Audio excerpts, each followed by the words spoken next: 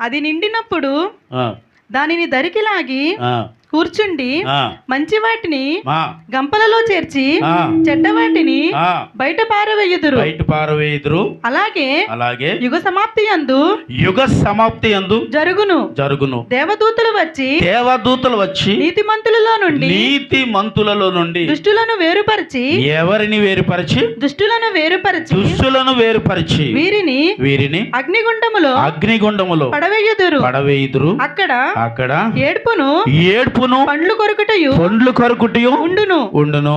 చాలమ్మా. హల్లెలూయా. ఇక్కడ ఒక విషయాన్ని మనకి సూటిగా వింటా ఉన్నాం. ఏంటంటే నీతిమంతుల నుండి దుష్టులను వేరుపరచి. సూత్రం చెప్దామా? చెప్పాలి. ఏంటమ్మా? అందరూ చెప్పండి. నీతిమంతుల నుండి దుష్టులను వేరుపరచి. ఈ అంశం ఈ పూటకి ఇదే మనకి భోజనం. చెప్పండి. ఇక్కడ ఎవరున్నారు ఇప్పుడు? నీతిమంతులు ఉన్నారు, దుష్టులు ఉన్నారు. వీరిని వేరుపరిచేది ఎవరు ఇప్పుడు? ఏమని చదివాం అక్కడ? దేవదూతలు వచ్చి యుగ సమాప్తమందు నీతిమంతుల నుండి దుష్టులను వేరుపరచి. ఆమేన్. హల్లెలూయా. యుగ సమాప్తి యందు అంటే ఏంటి? దేవుడు రాకడ సమయంలో దుష్టులను నీతిమంతులను దేవుడు దూతలు వేరు చేసి తీసుకువెళ్తాయంట. చెప్పాలి. ఎవరిని?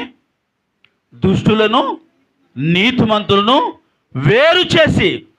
నీతిమంతులు దేవుని రాజ్యానికి తీసుకువెళ్తాయి, దుష్టులను చెప్పాలి. కిందట ఆదివారం వాక్యం చూశారండి యూట్యూబ్లో? లేదా? మిక్సింగ్ చేసి పెట్టామండి. నరకం పెట్టాం, పరలోకం పెట్టాం. వీడియో చూడలేదు మీరు ఎవరున్నాయి? మరి చూడాలి. మరి కిందట ఆదివారం జరిగిన వాక్యంలో నరకం ఎలా ఉంటుందో చూపించాము, పరలోకం ఎలా ఉంటుందో చూపించాం. క్లైమాక్స్లో ఉంటుంది. ఒకవేళ అంతా చూడడం బాధ వచ్చేస్తే క్లైమాక్స్కి వెళ్ళి చూడండి. అలా బాధ రాకూడదు, మొత్తం అంతా చూడాలి. స్తోత్రం. ఇక్కడ ఒక 2 అంశాలు మనం చూస్తున్నాం. ఒకటి దుష్టులు ఉన్నారు, రెండోది నీతిమంతులు ఉన్నారు. నీతిమంతులనేమో దేవుని సన్నిధికి తీసుకెళ్తుంది, దుష్టులనేమో పాతాళానికి తీసుకువెళ్తున్నారు.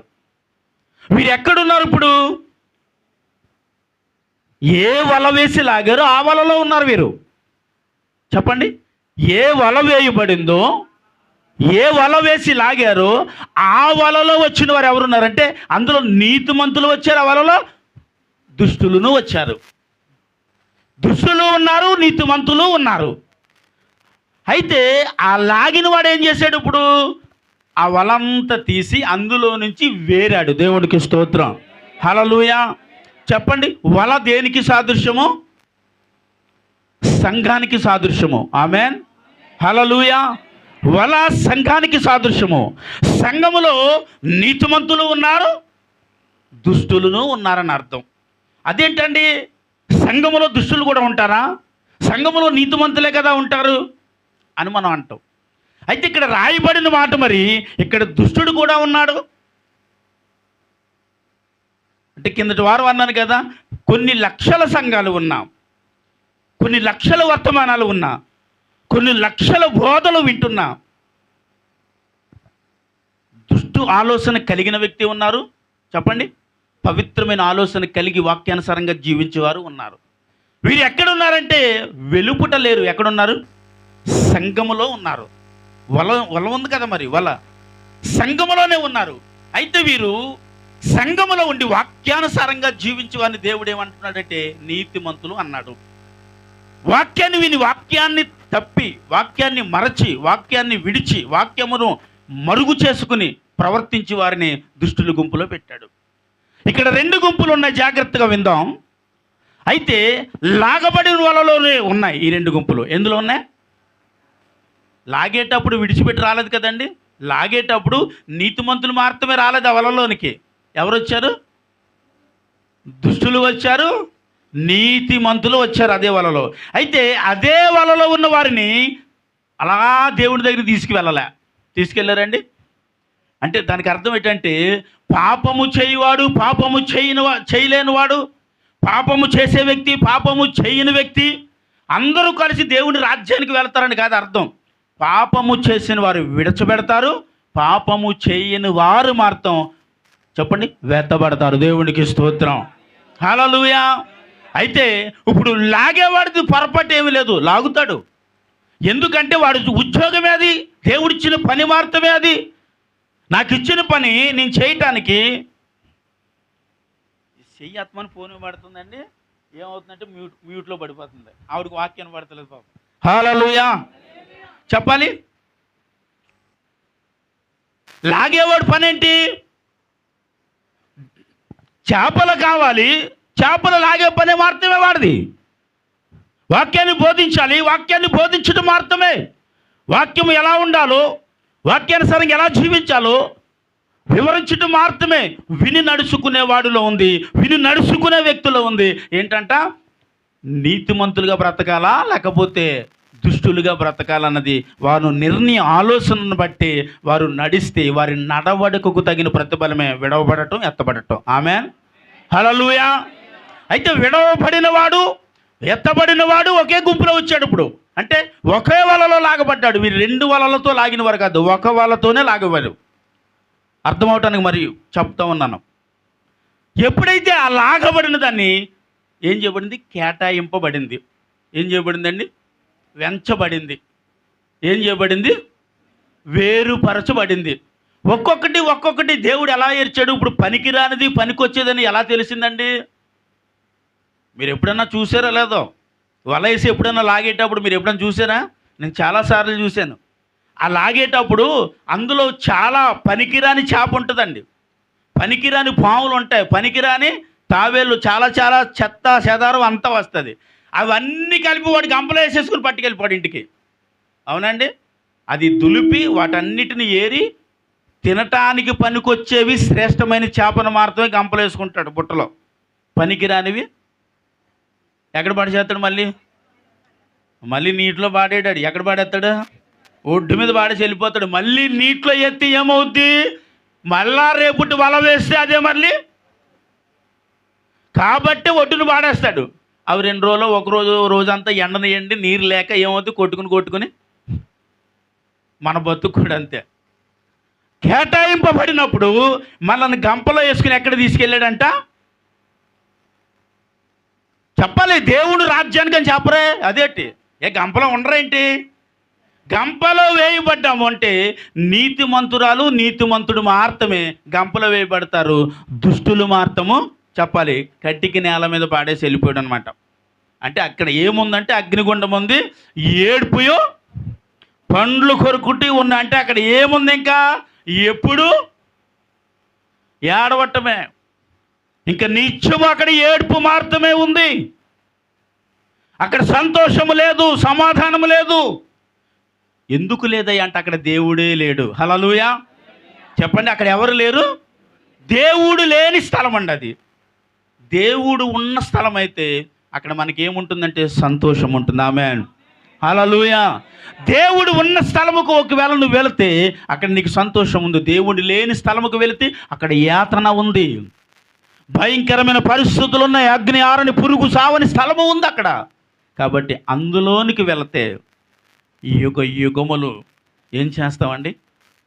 ఏడుస్తూనే ఉండాలి. ఎప్పుడు వరకు ఏడుద్దాం అంటారు సార్? ఎప్పుడు వరకు ఏడవాలి? పోనీ ఒక 100 సంవత్సరాలు ఏడుద్దామా? ఒక 50 సంవత్సరాలు ఏడుద్దామా? ఒక 200 సంవత్సరాల? యుగములని రాయబడి ఉంది మరి అక్కడ. అంటే ఇంక దానికి మరణమే లేదని చెప్పాలి. ఒక దినము ఈ భూమి ఆకాశము గతించిపోతుందేమో, కానీ దేవుడు ఏర్పాటు చేసిన పాతాళము, దేవుడు చేసిన పరలోకము, ఈ రెండు నశించిపోవు. ఈ భూమి ఆకాశము నశించిపోతుంది, భూమి ఆకాశమునకు మధ్యన ఉన్న మనము కూడా నశించిపోతాం, కానీ ఈ రెండు నశించిపోవు. ఈ రెండింటిని దేవుడు ఎవరి కొరకు ఏర్పాటు చేశాడు అన్నది చెప్పాను. నరకం ఎవరి కొరకు చేశాడన్నాను? అపవాదికిని వాడు దూతలకు తయారు చేయబడిందని చదివాం కదా. ఏమండి? ఎవరి కొరకు? అపవాదికిని వాడు దూతల కొరకు తయారు చేయబడింది. మరి పరలోకం నా కొరకు అని చెప్పడమేమండి. అంటే ఎల్లమేమో విశ్వాసం లేక మనుషుల కోసం అండి. దేవుడికి స్తోత్రం, హల్లెలూయా. అప్పుడప్పుడు ఎల్లమేమో నమ్మకం లేనప్పుడు ఏం చేస్తామంటే అమ్మ మనుషుల కోసమని అంటాం. వెళ్తామన్న నమ్మకం నీకు ఉంటే ఏమంటాం, నా కోసమేనండి. ఎంత నమ్మకం ఏంటి నీకు? అలా బ్రతుకుతున్నామండి. ఎలా బ్రతుకుతున్నాం? అలాంటి వైరాగ్యపు జీవితాన్ని జీవిస్తున్నామండి. ఆకలి దప్పుకుతో బ్రతుకుతున్నామండి. ప్రభు కొరకే జీవిస్తున్నామండి. సావైనా బ్రతుకైనా క్రీస్తు కొరకే జీవిస్తున్నాను. సావైనా బ్రతుకైనా క్రీస్తు కొరకే బ్రతుకుతున్నాను. ఏదైనా దేవుడి కొరకే బ్రతకాలనుకున్నాను, బ్రతుకుతున్నాను. ఉంటే తింటున్నాను, లేకపోతే మానేస్తున్నానండి. ఉంటే కడుతున్నాను, లేకపోతే మానేస్తున్నానండి. దీని కొరకు తప్పు చేయట్లేదు, దీని కొరకు పాపం చేయట్లేదు, దీని కొరకు అబద్ధం ఆడట్లేదు, దీని కొరకు అవినీతిగా నేను బ్రతకట్లేదు, దీని కొరకు పాపం చేసే వ్యక్తిగా నేను బ్రతకట్లేదు. కాబట్టి నాకు నమ్మకం ఉంది, దేవుని రాజ్యానికి వెళ్తాను. చప్పట్లు కొట్టాలి. కాబట్టి దీని కొరకు నమ్మకం ఉంది, నేను దేవుని రాజ్యానికి వెళ్తానని అని చెప్పగలగాలి. చెప్పాలి అంటే నీకు వైరాగ్యం కావాలి. అంటే ఏంటి చెప్పాలి? బాధ, భారంతో బ్రతకాలి. భారంతో బ్రతకటం అంటే ఏంటండి? భారంతో బ్రతకటం అంటే ఏంటండి? చూడండి, వీళ్ళకి ఏం తెలుస్తలేదు. వీళ్ళకి భారాలు ఉంటాయి కదా, మనకున్న భారాలు వీళ్ళకి లేవు. భారం అంటే ఏంటంటే దేవుని పని కొరకు ఏదైనా అనుభవించడాన్ని భారం అంటాం.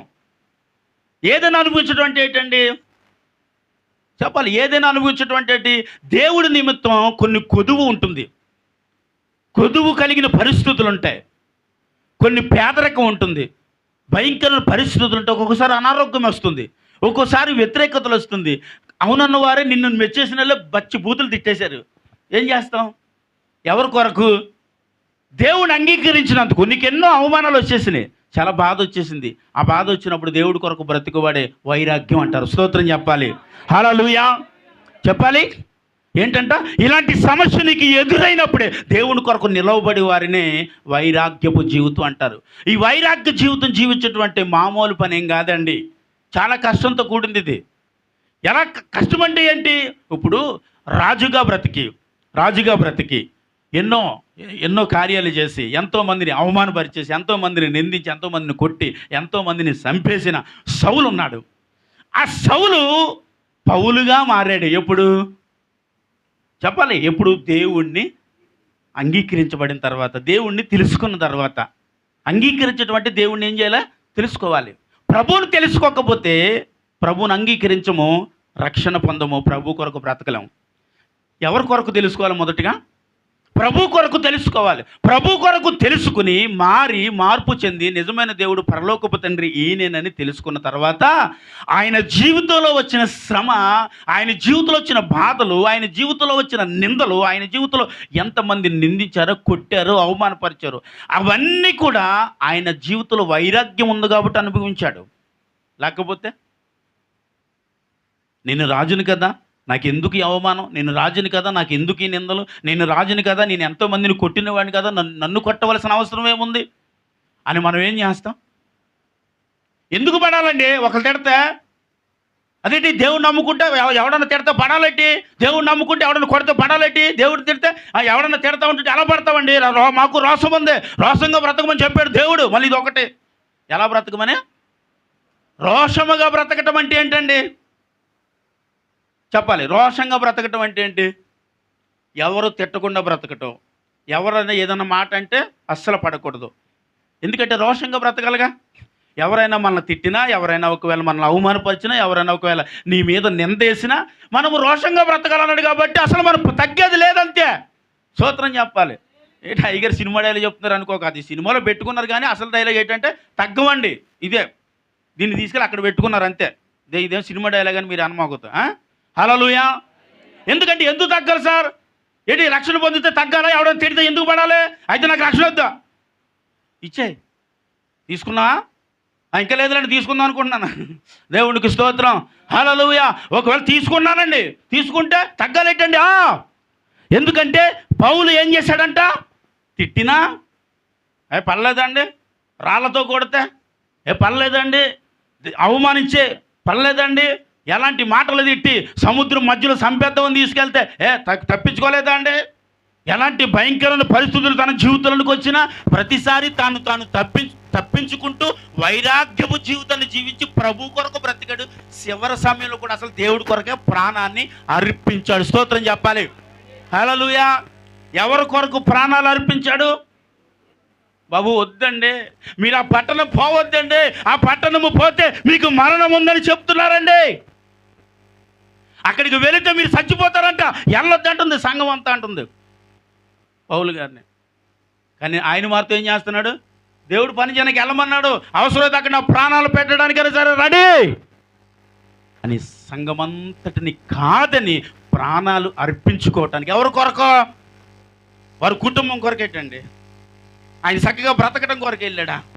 ఆయన చక్కగా అయ్యో ఇక్కడేం సరిగ్గా కానుకలు రావట్లేదు, దశమ భాగాలు వస్తలేదు, ఆ ఊరు వెళ్తే బాగా వస్తేనే వెళ్ళాడేటి కాదు. అక్కడ వెళ్తే ఏముంది? మరణం ఎదురు చూస్తుంది పౌలు కొరకు. అయినా సరే మరణాన్ని ఏం చేశాడు? ఎదుటి నిలిచి కనిపిస్తున్నా సరే దేవుని కొరకు మరణాన్ని కూడా ఆహ్వానిస్తాను. ఆమేన్. హల్లెలూయా. చెప్పాలి. దేన్ని ఆహ్వానిస్తున్నాం? మరణాన్ని ఎందుకు ఆహ్వానిస్తామండి? ధనాన్ని ఆహ్వానిస్తాం. మరణాన్ని ఎందుకు ఆహ్వానిస్తాం? మంచి వస్త్రాలు కావాలి. ధనాన్ని ఎందుకు ఆహ్వానిస్తాం? కావాల్సిన ఎన్నో భౌతిక సంబంధం ఆశలు ఉన్నాయండి, వాటిని ఆహ్వానిస్తాం. మరణం ఎందుకు మాకు? అదే యేసయ్య కొరకు చచ్చిపోమంటే అసలు మీరు అలా చెప్పుంటే నేను రక్షణ పొందబోతున్నా. ఏమన్నా పరచమ్మ నీకే జాతకను వీళ్ళందరూ ఎలాగే చెప్తారు, రక్షణ పొందమని నేను చెప్తున్నారు. మరి యేసయ్య కొరకు చచ్చిపోవాలి. మరి బాబా యేసయ్య కొరకు చచ్చిపోవాలంటే నాకేమొద్దు? చాలామంది ఏమైనా బోధింతారు తెలుసా? అమ్మ రక్షణ పొందు, దేవుడు దీవిస్తాడు, దేవుడు ఆశీర్వదిస్తాడు, దేవుడు కారు ఇస్తాడు, ఇల్లు ఇస్తాడు, మేడ ఇస్తాడు, మిద్ది ఇస్తాడు అంటుంటే పలు మన వచ్చి రక్షణ పొందేస్తుంటే పాటగారు గారు లెక్కెట్టుకుంటున్నాడు. ఏమని చెప్పరామే? మన సంవత్సరం 100 మంది ఉన్నారు, ఈ సంవత్సరం 200 మంది అయ్యారు. దేవునికి స్తోత్రం. ఎందుకు? గంపలో 50 ఏరేటప్పుడు జాగ్రత్తగా చూసుకోప్పుడు. లాగేసో వలేసేసో లాగేసో పుల్లుగా వచ్చేసి చేపలో ఏరేటప్పుడు శ్రేష్టమైంది వలలో ఎన్నున్నాయో గంపలో ఎన్నున్నాయో చూసుకో. ఏరి పాడైన తర్వాత పాడైపోయబడిన స్థలములో ఎన్నున్నాయో చూసుకో. ఇప్పుడు ఏమా చెప్పాలి? పాడవేసిన ఎక్కువ ఉన్నప్పుడు గంపలో ఉన్న తక్కువ ఉన్నాయండి. గంపలో తక్కువ ఉన్నాయి. లెక్కేసుకోనికి ఇచ్చేయకొద్దు. లెక్కేసుకోనికి తీసుకొచ్చి మనం బాప్తీసాలు ఇచ్చేయవద్దు. ప్రభు కొరకు బ్రతకాలని, ప్రభు కొరకు చచ్చిపోవాలన్న తీర్మానం ఉంటేనే బాప్తీసం పొందండి. స్తోత్రం చెప్పండి. హల్లెలూయా. చెప్పండి. ప్రభు కొరకు అవసరమైతే బ్రతుకు, అవసరమైతే ప్రభు కొరకు చచ్చిపో అని అన్నాడు అనుకోండి. బాబా నాకు ఇంకా బ్రతకాలని ఉందండి, కాబట్టి ఇంకా ఈ సంవత్సరం నాకు రక్షణ వద్దండి, వచ్చే సంవత్సరం అవసరమైతే దేవుడు మాట్లాడితే తీసుకుంటానండి. సాధ్యం లేదు. ఎందుకంటే చచ్చిపోవడం అంటే ఎవరికి ఇష్టం అండి? హ్యాపీగా బ్రతకాలి, హ్యాపీగా దేవుడు దీవిస్తాడు, ఆశీర్వదిస్తాడు. 128వ కీర్తన అంతా నా ఇంట్లో ఉందంటే అందరూ బాప్తీసములు చెప్పాలి. ద్వితీయోపదేశకాండం 28వ అధ్యాయం మొదటి చదువుకోమ్మ 14 వచ్చిన వరకు ఇవన్నీ కూడా నీ ఆశీర్వాదాలు అంటే మరి గుంపులుగా రక్షణ పొందుతారండి. దేవునికి స్తోత్రం చెప్పాలి. హల్లెలూయా. గుంపులుగా రక్షణ పొందుతారండి. ఎందుకని? దేవుడు ఆశీర్వదిస్తాడంటే చాలు.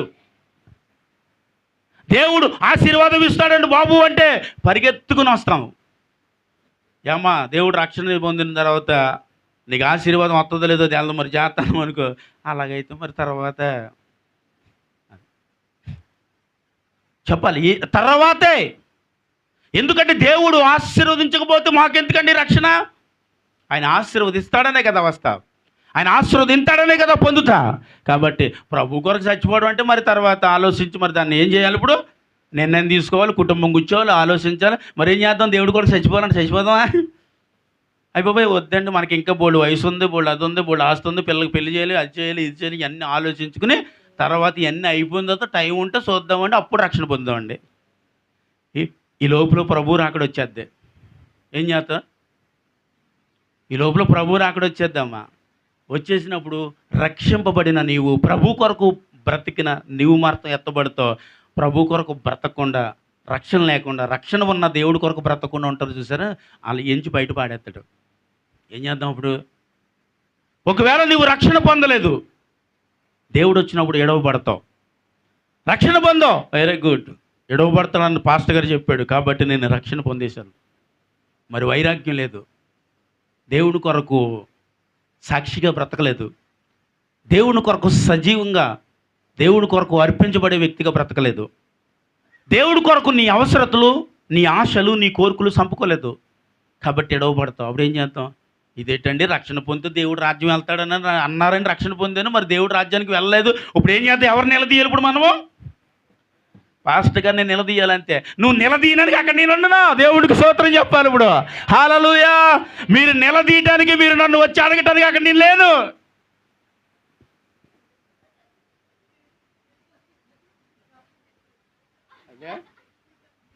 एक मिनिट भैया, एक मिनिट. ఎందుకమ్మా ఇప్పుడు ఎత్తుక్కుంటారా కదా? సరే వచ్చే అని అండండి. నేను బోధించే విషయంలో మీకు చూసారా, వింటున్న మీకు ఒక తీర్పు అయితే, బోధిస్తున్న నాకు మిమ్మల్ని ఇలా జీవించు, ఇలా బ్రతుకు, ఇలా బ్రతికితే దేవుని రాజ్యానికి వెళుతావు, పాతాళానికి వెళుతావు, ఇలా బ్రతికితే దేవుని కొరకు బ్రతికితే, దేవుని కొరకు జీవిస్తే దేవుడు నిన్ను గంపలేస్తాడని చెప్పాను కదా. అలా నేను జీవించలేదనుకో, నన్ను గంపలేయడు. నాకు తీర్పు ఉంది, నాకు 2 తీర్పులు ఉన్నాయి. ఎరా అబ్బాయి, ఆ దినం ఓ అరిసేసో మైకెట్టుకుని ఓ ఏమైపోయావు, చెల్లరగిపోయావు కదరా, గంతిలేసేసావు కదరా, బలిపేటం అంతా తిరిగేసావు, అటు నుంచి ఇటు తిరిగేసావు కదరా. మరి నీ జీవితం ఏంటంటే దేవుడు నన్ను అడుగుతాడు. అప్పుడు నా జీవితం సరిగా లేదనుకో, నా హృదయ ఆలోచన సరిగ్గా లేదనుకోండి, నేను సంఘముతో సరిగ్గా నేను బోధించినట్టుగా వారు నడవమన్నట్టు నేను నడవలేదనుకోండి, వెంచి వేసే గుంపులో చెప్పాలి మీతో పాటు పక్కనే ఉంటాను. ఓ గింజేసుకున్నాడు ఆ రోజు పాటర్ గారు, మనతో ఎక్కడే ఉన్నాడు అంటారు మీరు. ఆ రోజు తెగ్గించేసుకున్నాడు, తెగ బోధించేశాడు, మనతో పాటు ఎక్కడున్నాడు?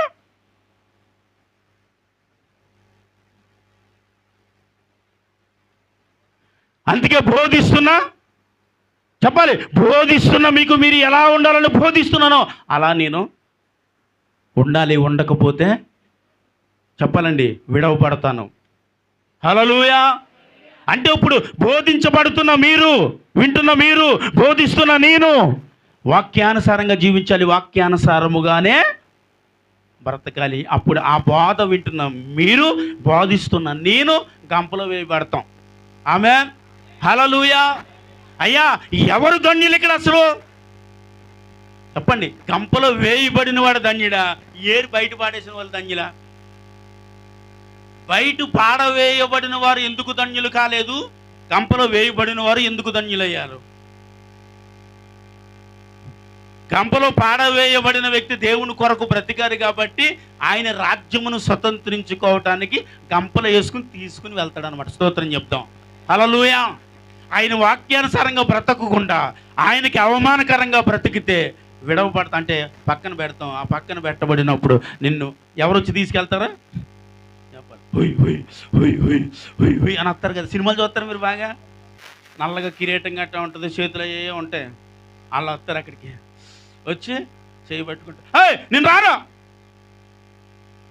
ఎన్నోసార్లు అయ్యగారు దేవుడు రాజ్యానికి వెళ్ళమని వాక్యాన్ని బోధించారు. నేను పాతాళానికి రాను బాబాయ్, నేను పాతాళానికి. అప్పుడు హొయ్ హొయ్ హొయ్ హొయ్ అని వచ్చినాడు అంటాడు. ఆ రోజు వాక్యాన్ని బోధిస్తూ ఉన్నప్పుడు వాక్యానుసారంగా ఎందుకు బ్రతకలే, వాక్యానుసారంగా ఎందుకు జీవించలే?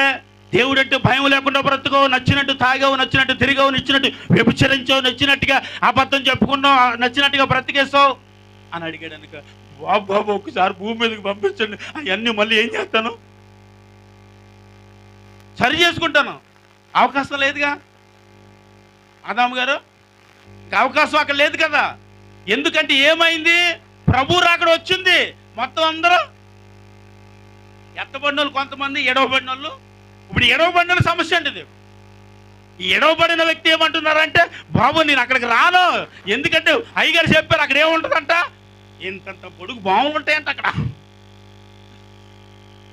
కంటికి చీకటి ఉంటుందంట, భయంకర అగ్ని ఉంటుందంట, ఆ స్థలంలోకి నేను రాను అంట. ఉంటే ఏం చేస్తావు? భూమి మీద ఉండగా మరి వాక్యం ఉన్నా కదా, విన్నప్పుడు మరి ఎందుకు అలా బతుకావు, ఎందుకు అలా ఏడ్చావు, ఎందుకు అలా జీవించావు అని అడిగాడు అనుకో, తప్పు అయిపోయింది బాబా, ఒకసారి భూమి మీద పంపిస్తుంది. అవకాశం లేదు. పిలుస్తున్నాడు, అబ్రహామును పిలిచాడా? అబ్రహామా, భూమి మీద ఎంత చక్కగా బ్రతికినయ్యా, బోల్డ్ ఆస్తుందయ్యా, బంధువులు ఉన్నారయ్యా, నేను ఆగంటే ఆగారయ్యా, కూర్చోంటే కూర్చున్నారయ్యా, లేంటే లేచారయ్యా. అలాంటి నన్ను అలాగ ధనవంతుడు, మంచి పేరు, మంచి కీర్తి అన్నీ కలిగి ఉంటే నన్నెంతయ్యా ఇక్కడ తీసుకొచ్చి పాడేసు బాబు, తట్టుకోలేకపోతున్నాను, ఇక్కడ ఏసీ లేదయ్యా, చల్లదనం లేదయ్యా, ఉండలేకపోతున్నాయా, బ్రతకలేకపోతున్నాయా అని ఏడుస్తూ ఉంటే ఆయన తొక్కేసిన జంతుకు ముక్కలు ఏరుకున్నాడు మాత్రం ఏం చేస్తాడట, హ్యాపీగా పరలోకములో ఉండి ఎంజాయ్ చేస్తున్నాడు. ఒక మనిషిని నువ్వు ఏం చేసావంటే చెప్పండి, అవమానించావు. ఒక మనిషిని నువ్వేం చేసావు, నేల ఇక్కడ ఉండగానే చెప్పండి, భూమి మీద ఉండగానే ఏం చేశారు చెప్పండి అమ్మా. పోనీ తినే దాంట్లో సగం పెట్టామా అంటే లేదండి, ఆ తినే దాంట్లోంచి జారి కింద పడుతుంటే పాపం ఏరుకుంటున్నాడు. జారి కింద పడుతూనే తింటా ఉంటుంటే ఆయన తీసుకుని తింటా ఉంటాడు. లే అని తను ఏం చేస్తున్నాడు, మట్టిలో తొక్కేస్తున్నాడు అంటండి. మట్టిలో తొక్కేసిన బాబు అది దొరికింది ఒకటైనా ప్రార్థన చేసుకుని తింటున్నాడు. ఎవరో చూసారా, ప్రార్థన చేసుకుని ఇది ఒక్కటే నాకు ఇచ్చావయ్యా అన్నాడా, లేకపోతే ఏంటయ్యా నాకు ఈ దరిద్రం, ఎందుకయ్యా నాకు ఈ దరిద్రం ఇచ్చావు, నీ కొరకు బ్రతుకుతుంటే ఆకలే చేస్తుందయ్యా, నీ కొరకు ప్రకటిస్తూ ఉంటుంటే నన్ను అనారోగ్యమైన ఎక్కడికో గెంటేస్తున్నారయ్యా, నన్ను మనిషిగానే చూడట్లేదయ్యా, ఎందుకయ్యా నాకు ఈ బ్రతుకిచ్చావు అని అన్నాడా? నిజంగా మనం చాలాసార్లు ఒక్కొక్కసారి దేవుని అవమానపరచడానికి కారణం ఏంటంటే ఇదేనండి. ఒక్కొక్కసారి దేవుడు అవమానం పొందటానికి కారణం నీ వల్ల ఏంటో తెలుసా నీకు? దేవుడు ఏదైనా చిన్న బాధో, పేదరికమో, అనారోగ్యమో, ఏదో సమస్య పెడితే దేవుడు నన్ను ఏం చేశాడు, ఆయన అన్యాయస్తుడు కాదని బైబిల్ సెలవిస్తుంది. ఆయన రివెంజ్ తీర్చుకునే వ్యక్తి కాదని సెలవిస్తుంది. అంటే పగ తీర్చుకునేవాడు కాదు ఆయన. ఎందుకు పగ తీర్చుకోవాలండి? మరే నువ్వు చెప్పిన నడవలేనప్పుడు ఏం చేస్తావు, పగ తీర్చుకుంటావు మనుషులైతే. కానీ ఆయన కాదే, ఆయన నీ మీద పగ తీర్చుకుంటే రివెంజ్ తీర్చుకుంటలేదు నిన్ను. ఇలా బ్రతకకు, ఇలా బ్రతికితే నువ్వు వెళ్ళే స్థలం పోలేదు అబ్బాయి అని చెప్తున్నాడు అంతే. ఇలా జీవిస్తే నువ్వు పోయే మార్గము బాగోలేదని ప్రకటిస్తున్నాడు అంతే. ఇలా బ్రతికితే నువ్వు వెళ్ళే స్థలము సరైనది కాదు బిడ్డ అని దేవుడు నీకు ప్రకటిస్తున్నాడు. మనము దానిని విని ఒకవేళ అంగీకరిస్తే నీతిగా బ్రతికితే గంపలో వేయబడతావు, దుష్టునిగా బ్రతికితే, దుష్టురాలుగా బ్రతికితే చెప్పాలి వెంచి వేయబడతాం. హల్లెలూయా. ఏం చేయబడతాం చెప్పండి? వెంచి వేయబడతాం. వెంచి వేయబడినప్పుడు గంపలో వేయబడినట్లుగా నీ జీవితం ఈ భూమి మీద ఉండగానే కనిపించాలి. ఆమేన్ చెప్పండి. ఎప్పుడు కనిపించాలి? ఈ భూమి మీద ఉండగానే అది మంచి చేప, చెడ్డ చేప అని తెలిసేటట్టుగా నీ క్రియలు ప్రభువుకు కనిపించినట్లుగా బ్రతకాలి. ఆమేన్ హల్లెలూయా. ఇప్పుడు దేవుని వాక్యంలో కూడా స్పష్టంగా ఉంది, నీ క్రియలే ఏమొస్తుందంట, నీకు ప్రతిఫలమునిస్తుంది. నీ క్రియలే దేవుని రాజ్యమునకు తీసుకువెళుతుంది. క్రియ అంటే పని, అంటే మనం చేసే పని, అంటే పని అంటే ఆవిడ చేసే పనేమో అనుకుంటుంది. పని అంటే అది కాదండి. మీరు చేసే పని కాదు, మీరు తోలే ఆటో కాదు, మీరు కొట్టే పనులు కాదు, మీరు చేసే వ్యాపారాలు కాదు. పని అంటే క్రియ అంటే నీ ఆలోచన, నీ తలాంతు, నీ నడవడిక, నీ ప్రవర్తన. ఏంటి చెప్పండి? నడవడిక, నీ ప్రవర్తన, నీ ఆలోచనను దేవుడు పని అన్నాడు. క్రియ అంటే క్రియ ఎక్కడి నుండి మొదలవుతుంది అంటే నా ఆలోచన నుండి మొదలవుతుంది. నీ ఆలోచన నుండి క్రియ. ఎందుకంటే నీ ఆలోచన దేని మీద ఉంటే అది మనం చేస్తాం, దాన్ని పని అన్నాడు దేవుడు. హల్లెలూయా. మన నడవడికను, మన ఆలోచన, మన తలాంతులో ఏదైతే ఉన్నాయో దానిని అంటున్నాడు దేవుడు నీ క్రియ. అది బాగోకపోతే ఎంచబడతాం. ఇది బాగోవాలి, ఏం చేయాలి? ఇది బాగోవాలి. ఏంటిది చెప్పాలండి? ఆలోచన, నడవడిక, ప్రవర్తన, ఇవన్నీ బాగోవాలి. అన్నీ బాగుంటే నేను అన్నాడు మంచి చేప. స్తోత్రం చెప్దాం. హల్లెలూయా. ఏం చేప? మంచి చేప అన్నాడు. మంచి చేప అని ఎందుకు అన్నాడు? ఇప్పుడు అన్నీ బాగున్నాయి కాబట్టి. బాగోకపోతే చెడ్డది, బాగుంటే. ఇప్పుడు బాగోవడం అంటే ఏంటి, బాగోపోవడం అంటే ఏంటి? బాగోవడం అంటే మన ఆలోచన బట్టి కాక దేవుని ఆలోచనతో, దేవుని తలాంతులో నడిచిన వాడు. స్తోత్రం చెప్పాలి. చెప్పండి, నీ తలాంతుల కంటే నా తలాంతులు ఉన్నతమైనవి అన్నదైన దేవునికి స్తోత్రం. ఎవరి ఆలోచన అండి? నీ తలాంతుల కంటే దేవుని తలాంతులు ఉన్నతమైనవి. కానీ మనము దేవుని తలాంతులతో ఉండమండి, దేవుని తలాంతుతో నడవండి. దేవుని తలాంతుతో నడిస్తే ఏముంది అంటే చెప్పండి, పరలోకం ఉంది. నీ తలాంతులతో నడిస్తే పాతాళం ఉంది. అదేంటి సార్ మా తలాంతులతో నడవకూడదు. ఎందుకంటే నీ తలాంతులు నిన్నేం చేస్తే బాగు చేసేది ఒకటి ఉండదు. ఇరిమేలు ఏమని రాశాడు? హృదయము ఎలాంటిదంట? ఘోరమైన వ్యాధి గలది, దానిని పరిశోధించగలిగేవారు ఎవరంటే ఆయన మాత్రమే. ఆ హృదయమును ఆయన పరిశోధించాడు కాబట్టి ఆ హృదయాన్ని ఏం చేస్తాడు ఆయనకి అప్పగిస్తే ఏం చేస్తాడు సార్? బాగు చేస్తాడండి. విన్నాం కదా, ఏం చేస్తాడంట? చెదిరిన గుండెని బాగు చేయవాడు ఆయన. హల్లెలూయా చెప్పాలి. బాగు చేయవారు ఎవరంటే ఆయనే. అంటే నిన్ను తానుకు, అంటే దేవుడికి నిన్ను నీవు అది ఏం చేయాలమ్మా? మనం అన్నిటికీ అప్పగించుకుంటాం అంటాను, దేవునికి తప్ప. ప్రతి విషయంలో ప్రతిదానికి మనల్ని మనం అప్పగించుకుంటాం, కానీ దేవునికి తప్ప. నిన్ను దేవునికి అప్పగించుకుంటే ఆయన తలాంతులతో నిన్ను నడిపిస్తాడు. ఆమె చెప్పాలి హల్లెలూయా. ఆయన తలాంతులతో నిన్ను దేవుడు ఎక్కడ నడిపిస్తాడు తెలుసా? రెడ్ కార్పెట్ వేసి నడిపిస్తాడు. స్తోత్రం చెప్పాలి హల్లెలూయా. ఎక్కడ నడిపిస్తాడు చెప్పండి? పరలోకం నువ్వు వెళ్తా ఉంటుంటే రెడ్ కార్పెట్లు వేసేస్తాడు అనమాట. అలా ఉంటుంది. యేసుక్రీస్తు ప్రభు యెరూషలేము నడుస్తున్నప్పుడు ఏం పరిచేవారంట చెప్పాలి? వస్త్రములను దేని మీద నడుస్తున్నాడయ్యా? గాడిద మీద అండి. గాడిద మీద ఎక్కువ కూర్చున్నారు ప్రభు వారు. ఆయన యెరూషలేము పట్టణం అలా వెళుతూ ఉంటుంటే అండి నేల మీద వస్త్రాలు పరుస్తున్నారు. దేనికి పరిచారు? దేనికి పరిచారు? క్రీస్తు కాదండి, నడుస్తున్నది గాడిదకేశారు. దేనికి? గాడిదకేశారు. గాడిద అంటేనే చెప్పాలి, గాడిద అంటేనే హీనమైనది. కానీ యేసు దాని మీద కూర్చున్నాడు కాబట్టి దానికి ఘనత కలిగింది. స్తోత్రం చెప్పాలి. యేసు దాని మీద కూర్చున్నాడు కాబట్టి దానికి ఏమొచ్చింది? బరువులు మోసి మోసి మోసి మోసి అలసిపోని గాడి మీద యేసు కూర్చున్నాడు. ఆమేన్ హల్లెలూయా. నీ జీవితంలో అలసి అలసి అలసి ఉంటావు ఒక్కొక్కసారి. గాడిదంటేనే భారం అండి. దాని మీద ఉన్నవన్నీ ఏమి వేస్తారు చెప్పండి? చెప్పండి. మనుషులు మోయలేనివి, భారమైనవి, మనుషులు మోయటానికి కష్టమైనవన్నీ గాడిదల మీద వేసి, ఈరోజు ఈ లోకంలో కూడా నువ్వు ఒక గాడిదిగా, ఒకవేళ ఒక గాడిదిగా అంటే ఈ గాడిద అంటే ఏంటంటే హీనమైనది. ఎందుకో తెలుసా? దానికి బరువులు మోయటం తప్ప ఇంకేం చెప్పరండి. అలా బరువులు అంటే ఈ లోక సంబంధమైన విషయములో కుటుంబం అనే భారం కావచ్చు, వ్యాధి అనే భారం కావచ్చు, ఆర్థిక పరిస్థితులు అనే భారం కావచ్చు, ఒక గాడిదలా నువ్వు నేను మోస్తా ఉంటే యేసును ఒకవేళ నీ మీదకి అంగీకరిస్తే, నీ హృదయంలోనికి ఒకవేళ అంగీకరిస్తే విలువ లేని గాడిదకి విలువ కలిగినట్లుగా పనికిరాని నీ బ్రతుకుకి, నీ జీవితానికి విలువైన వస్తువుగా చూసి రెడ్ కార్పెట్ వేసి నడిపిస్తాడండి. స్తోత్రం చెప్దాం హల్లెలూయా. ఏం వేశాడంట? రెడ్ కార్పెట్ వేసి నిన్ను నడిపిస్తాడు. దేవుని రాజ్యం రా వచ్చి స్వతంత్రించుకో. దేవుడు నిన్ను ఆహ్వానించే విధానం అలాగుంటుంది. ఆయన కూర్చుండి పెడతాడంట. అది కూడా చదివిస్తాను. ఎక్కడ కూర్చుండి పెడతాడంటే దేవుని తన సింహాసనము పక్కన నిన్ను కూర్చొని పెడతాడు.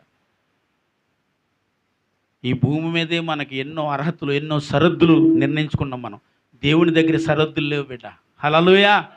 దేవుని దగ్గర ఏమి లేదు, సరద్దు లేదు. సరద్దు ఒకటే, నీ భక్తే సరద్దు దేవునికి, అంతే. ఆమేన్. నువ్వు ఎంత భక్తి చేయగలిగితే అంత సరద్దు లేనట్లుగా దేవుడు నిన్నేం చేస్తాడు? ఈ సరద్దు అంటే ఏంటంటే నువ్వు దేవుని కొరకు బ్రతికే సరద్దు దేవునికి, నీకు, నాకు, అంతే. ఎంతగా నువ్వు ప్రేమించగలిగితే, ఎంతగా ప్రభు కొరకు బ్రతకగలిగితే, ఎంతగా యేసు కొరకు నువ్వు వైరాగ్యపు జీవితాన్ని జీవించగలిగితే అంత దేవుడు నిన్ను ప్రేమిస్తాడు. లేకపోతే సరద్దు అంటే ఏంటండి? మనం చేసే దాన్ని బట్టి దేవుడికి మనం దూరం కావటమే, వెంచి పాడవేయటమే. కాబట్టి ఈ లోకములో ఉన్న ప్రతి దానిని, ప్రతి భారాన్ని, ప్రతి చూసి నువ్వు ఎప్పుడు భయపడిపోవద్దు. ఇంక ఈ పేదరికం పోదేమో, ఈ కష్టం పోదేమో, ఈ వ్యాధి నన్ను విడిచిపోదేమో, ఈ బాధ నన్ను విడిచిపోదేమో, ఈ సమస్యకి నన్ను విడిచిపోదేమో అని అనుకోవద్దు. అనుకున్న ఆ దినము ఆ గాడిదకి ఏమైందంటే యేసును ఎక్కించబడిన తర్వాత దేని మీద నడిచిందంటే అది చెప్పాలి మరి. ఆ ప్రజలందరూ కూడా వేస్తున్న ఆ వస్త్రాల మీద నడుస్తూ ఉంది. దానికి ఎంత ఘనత వచ్చింది తెలుసు. అది అనుకుందే ఒకప్పుడు నేను నడుస్తూ ఉంటుంటే ఇదే రోడ్లో, అదే రోడ్లో అది ప్రయాణం చేస్తుంటే రాళ్ళతో కొట్టే అలా అనేవారు దాన్ని. ఆ రోజు నన్ను కొట్టేసిన వారు ఈరోజు ఈ మహాప్రభువుని ఎక్కించుకుని వెళ్తూ ఉంటుంటే ఏం చేస్తున్నారు? నడిచి వెళ్తూ ఉంటుంటే అనుకుని ఆనందపడిందంట. మరి నీ జీవితంలోనో, నీ జీవితంలోకి ఆనందం వద్దా? ఈ సంతోషం వద్దా అండి?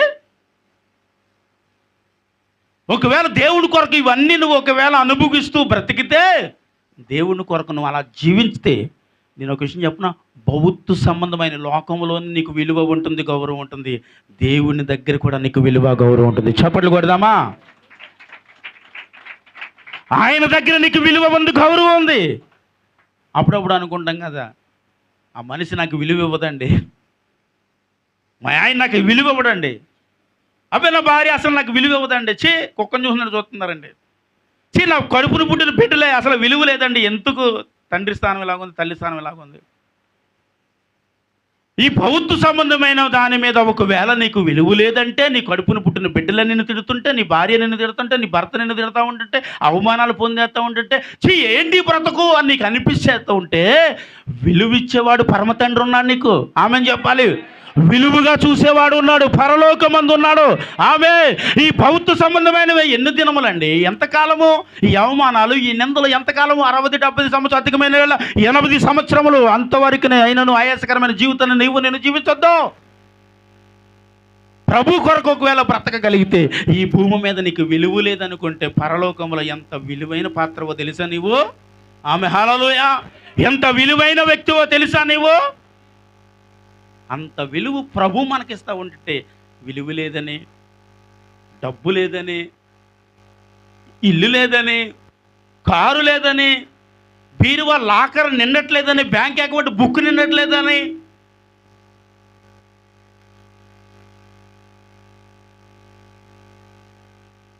మొన్న ఒక ఆమె వచ్చింది ఆ ఊరు నుంచి, వాళ్ళ ఊరు నుంచి. ఏమంటుంది? నాకు ఒక ఇల్లు కావాలి, 10 ఎకరాల పొలం కావాలి. చచ్చిపోయి దానికి నీకు ఎందుకంటే, ఎందుకంట? ఎన్నాళ్ళు బ్రతుకుతామో తెలియదు. మనకేం కావాలా? ధనం కావాలి. నాకు బ్యాంకులో డబ్బు ఉండాలండి. నాకు డబ్బు లేకపోతే విలువ లేదండి. నా కొడుకు చూడండి, నా కూతురు చూడండి, నీ ముఖం. పరమ తండ్రి పోషిస్తూ ఉంటుంటే ఇంకేంటండి? దేవునికి స్తోత్రం, హల్లెలూయా. ఈ బ్యాంక్ అకౌంట్, నీకున్న కారు, నీకున్న మంచి ఇల్లు, ఏసీ ఎంచారమ్మా? ఇంకా లేదా? నిన్నేనమ్మా ఏసీ ఎంచేసారా? ఇవన్నీ కూడా నువ్వు చచ్చిపోయాక నీతో వస్తాయా? ఒకసారి నాతో చెప్పాలి. ఇదేంటి సార్ ఇవన్నీ వెళ్ళేటట్టు ఖచ్చితంగా సంచిలో కూర్చేసుకుంటున్నాను.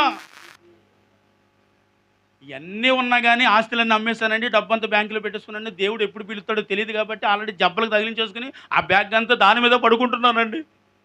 చచ్చిపోతే గవ్వుకుని బ్యాగ్ మర్చిపోతానేమో అని, దేవుడు వచ్చేస్తే బ్యాగ్ వదిలేసి వెళ్ళిపోతానేమో అని బ్యాగ్ ఎక్కడ తగిలించేసుకున్నారంటండి? భుజాలకు తగిలించేసుకుని దాని మీద పడుకుంటున్నారంట.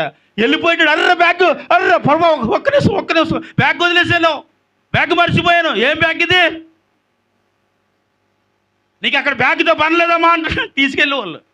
అయిపోయి ఒక టీ తాగాలన్నా కావాలి కదండి డబ్బులు, 2 మెతుకులు తినాలన్న డబ్బులు కావాలి కదండి. అక్కడ పరలోకంలో ఎక్కడికైనా వెళ్ళాలంటే బస్సు ఎక్కాలి కదండి, డబ్బులు కావాలి. వాటితో పని లేదమ్మా అక్కడ మనకి. అక్కడ ఏముండదంట చెప్పాలి? దాహం ఉండదు, ఆకలి ఉండదు, అసలు సూర్య చంద్రులు కూడా అక్కరలేని రాజ్యం అంటది. స్తోత్రం చెప్పాలా? హల్లెలూయా. అక్కడ ఆకలి ఉండదు, నీకు దాహం ఉండదు, ఏ పని చేయక్కర్లేదండి బాబు. కూర్చోవడమే.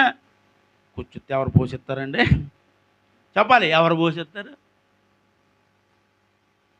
ఈ భూమి మీద ఉండగా కూర్చోకు, అక్కడికి వెళ్ళిన తర్వాత కూర్చుందాం. చెప్పండి, ఈ భూమి మీద ఉండగా ఏం చేయొద్దు? రెస్ట్ కావాలని చెప్పాలి. రెస్ట్ కావాలండి. ఏటెలకాలం ఎక్కడ చేసేస్తామండి? ఏటెలకాలం ఎక్కడ కష్టపడిపోతాం? ఓపిక ఉండొద్దా? ఓపిక మాకు తగ్గిపోతుంది. ఎంత తగ్గిపోయే వరకు, పూర్తిగా నువ్వు నశించిపోయే వరకు ఏం చేయాలా? రెస్ట్ తీసుకోకుండా కష్టపడి. స్తోత్రం చెప్పండి, హల్లెలూయా. మనం చనిపోయిన తర్వాత ఇంకే దేవుడి దగ్గర ఏం చేస్తాం? మనం యుగయుగములు ఆయనను ఆరాధిస్తూ ఆయన దగ్గరే ఉంటాం. స్తోత్రం చెప్పాలి. ఈ నిరీక్షణ ఉండాలి ముందు మనకి. ఈ నిరీక్షణతో బ్రతకాలి ముందు క్రైస్తవురాలు. ఇది కాదని ఈ భూమి మీద ఉన్న వాటి కోసం ఆశపడిపోయి, ఈ భూమి మీద ఉన్న వాటి కొరకే మనం బ్రతుకుతూ, వీటి కొరకే ఆలోచిస్తూ, దీని కొరకే ఈ డబ్బు అని ఇవని ఎన్నో ఆశలతో అండి ఒక మనిషి తన జీవితాన్ని దేవుణ్ణి దూరం చేసుకుంటున్నారు, అర్థం కావడం మీకు. ఎవరిని దూరం చేసుకుంటున్నాం? దేవుణ్ణి దూరం చేసుకుంటున్నాం. అవసరం లేని అన్నిటికీ ఆశపడి అవసరమైన వ్యక్తిని మర్చిపోతున్నాం. అవసరం లేని పట్ల నువ్వు భారంగా బ్రతుకుతూ అవసరమైన వ్యక్తి కొరకు భారమే లేకుండా బ్రతుకుతున్నావు. పనికి రాని వాటి కొరకు వైరాగ్యంగా బ్రతుకుతూ పనికొచ్చే దాని కొరకు వైరాగ్యమే లేకుండా బ్రతుకుతున్నాం. దేవుని కొరకు బ్రతకటానికి ఏం కావాలా చెప్పాలండి? వైరాగ్యపు జీవితం కావాలి. స్తోత్రం చెప్తాం. హల్లెలూయా. ఏం కావాలి చెప్పాలి? వైరాగ్యము కావాలి. అంటే ఇప్పుడు చెప్పాలి, వేయబడినవాడు ధన్యుడా, విడచబట్టినవాడు ధన్యుడా? ఏండి విడచబెట్టిన వాళ్ళు ఎందుకు ధన్యులు కాదు? ఇదేంటంటే వాళ్ళ మేము లాగితే వచ్చాం కదండి, అదే చర్చిలో మేము కూర్చున్నామండి, వాక్యాన్ని విన్నామండి. బాబు అయ్యగారు ఎన్నిసార్లు బోధించారు పరలోకం కోసం. ఇదేంటి మరి ఇలా ఉందంటే ఇక్కడ బాబు ఏంటి అగ్గేంటి ఇదేంటి అదేంటి అంటాం. మరి అయ్యగారు చెప్పినట్టు లేదంటే అయితే అయ్యగారు కరెక్ట్గా చెప్పలేదు, తప్పు చెప్పారు. చెప్పాలి, అయ్యగారు తప్పు చెప్పారు. తప్పేం చెప్పలేదు, ఆయన చెప్పింది కరెక్టే, కానీ నువ్వు వెళ్ళిన ప్లేసే కరెక్ట్ కాదు. చెప్పాలి, ఆయన చెప్పింది కరెక్టే, నువ్వు వెళ్ళిన ప్లేసే అంటే ఏంటి? నేను రావాల్సిన ప్లేస్కి రాలేదా? అప్పుడు నేను వెళ్ళాల్సిన ప్లేస్కి వెళ్ళలేదా? నేను ఏ ప్లేస్కి వెళ్ళాలన్నా భూమి మీద ఉండగా ప్రార్థన చేసిన ప్లేస్కి పోలేదా? దేవుడు అన్యాయం చేశాడండి. చెప్పాలి, ఏం చేశాడు? దేవుడు అన్యాయం చేశాడు. ఎంతో ప్రార్థన చేశాను, ఎంతో కన్నీళ్ళు విడిచాను. కన్నీరు విడిచమన్నారు, ప్రార్థన చేయమన్నారు, ఏముండమన్నారు? ఉపవాసాలు ఉండమన్నారు. ఇవన్నీ చేసిన ఎక్కడికి వచ్చాను? మీరు చెప్పర్లే పాపం, మీరు ఎందుకంటే మీరు అలాంటి వాళ్ళు కాదు కదా. దేవునికి స్తోత్రం. హల్లెలూయా. నేను చెప్తాను, ఎక్కడికి వచ్చానంటే బాబు పాతాళానికి వచ్చాను అంటాను. ఇవన్నీ చేస్తే వచ్చామా చేయక వచ్చామా? సెపరేట్ అండి. చేస్తే వచ్చామా చేయకుండా వచ్చామా? అదే పరలోకం అంటే గుంపులు గుంపులుగా ఒకరి బై వన్ బై వన్ చెప్పేస్తారండి. పాతాల వంటిలోకి ఎంత భయం, ఎంటనే భయం వేసేస్తుంది. మరి వెళ్తానా? పాతాళం అన్న పేరింటేనే గడగడ ఆడిపోతున్నాం కదా. ఒకవేళ అక్కడికి మనం వెళ్తే ఊరుకోండి, అలాగంటే జరుగుతుందంట. ఏం జరుగుతుంది? అలా అంటే జరుగుతుందంట. ఏం పలకాల? శుభశకునం పలకాలి, అభిషేకనం పలుకుతారు. ఇది కూడా ఉందండి. మన రాహేలు ఉంటుంది. ఎప్పుడన్నా అనుకో ఎప్పుడు ఇలాగే మాట్లాడతారు నా కోసం. అయ్యగారు అభిషేకనం పలుకుతారు, శుభశకునం పలికే దాంట్లో శుభశకునం అభిషేకనం ఏమీ లేదు. కానీ కాకపోతే నాలుకకు ఒక ప్రభావం ఉందని చెప్పాడు దేవుడు. నిజం ఏముందండి చెప్పాలి? అడవి విస్తారమైనదే, కానీ చెప్పాలి అవయవములు అన్నిటికంటే చిన్నదైన ఈ నాలుక ఏం చేస్తుందంట? అడివంతటిని కాల్చివేస్తుందంట. నీ నోటితో నిన్ను నువ్వు ఆశీర్వదించుకుంటూ ఆశీర్వదింపబడతావంట. ఒక్కోసారి నా మొహం అండి, నా మొహం నా బతుకు సత్యదాకా మారదానికి అదో బతుకు. ఎన్ని రోజులైనా నా బ్రతుకు మార్పు లేదండి. ఎంత ప్రార్థన చేసినా మార్పు లేదండి. మా జీవితంలో మార్పు లేనప్పుడు ఎందుకండి మందిరానికి వెళ్తాం? ఎందుకండి ప్రార్థనలు చేయించుకోవటం? ఎందుకండి ఈ బతుకు మారని దానికి దేవుడి సన్నిధికి వెళ్ళమంటారు, ఉపవాసాలు ఉండమంటారు, ప్రార్థనలు చేయమంటారు? ముందు బతుకు మారాలి. బ్రతుకు మారాలంటే ముందు నీ నోటు మాట కూడా మారాలి. స్తోత్రం చెప్పాలి. ఏం మారాలండి? నీ నోటు మాట కూడా మారాలి. నీ నోటుని బట్టి నీకు ఆశీర్వాదము కలుగుతుంది సార్. నిన్ను నువ్వు దినదినము ఏం చేసుకోవాలా చెప్పండి? ఆశీర్వాదకరమైన మాటలు పలకండి. నా మొహం నీ చచ్చేదాకింతే, నా బతుకింతే, నా బతుకు మారుతుంది, నా ఆలోచన మారుతుంది. ఎప్పుడు నా సావో సచ్చిన తర్వాత ఏముంటుంది?